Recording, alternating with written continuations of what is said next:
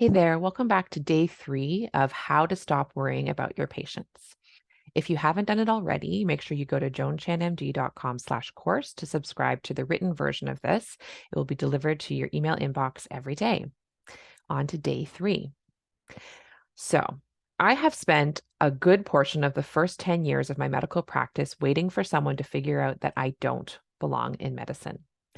Each time I didn't know the answer to a patient question. Each time I heard a colleague talking about a condition that I hadn't heard of before. Each time a patient came back and still they weren't feeling better. I thought, this is it. They're finally going to realize they have an incompetent clinician and I'm going to be kicked out of medicine forever. I really thought that I was the problem. Everyone else appeared to have it all together, so what was wrong with me? Then I started teaching family medicine residents a few years into my practice, and I noticed a pattern. The same worries that I was struggling with, they struggled with too. In fact, I saw that many of the worries we shared seemed to get worse over the course of their residency, not better. There was nothing wrong with these brilliant humans who were training to become physicians. There was something seriously wrong with the system that was training them. I learned about the hidden curriculum inside of medical education. The hidden curriculum that teaches you mistakes are career ending, emotions are weakness, your physical needs come last, and that people in authority know better than you what qualifies as being a good clinician. I learned that this hidden curriculum is really just a reflection of the larger culture of medicine and society as a whole, and it's the poison that makes it so hard to stop worrying. We worry about our patients because we are swimming in a medical culture that undermines our ability to trust ourselves.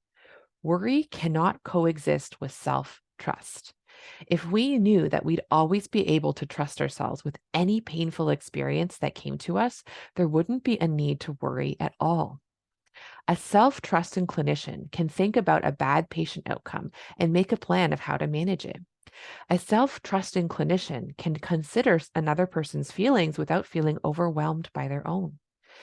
A self trusting clinician can confidently make a clinical decision, observe the impact of that decision, and learn more without making a surprising result mean something bad about themselves. You have been conditioned to stop trusting yourself and trust other authorities instead.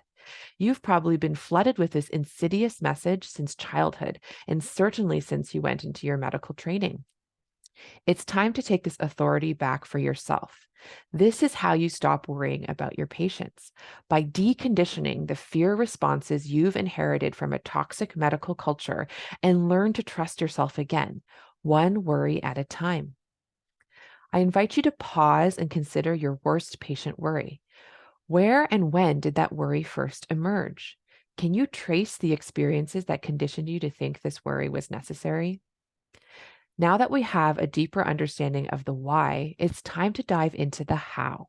We start tomorrow with the critical first step to stop worrying, feeling our feelings. Sending love to your worried brain.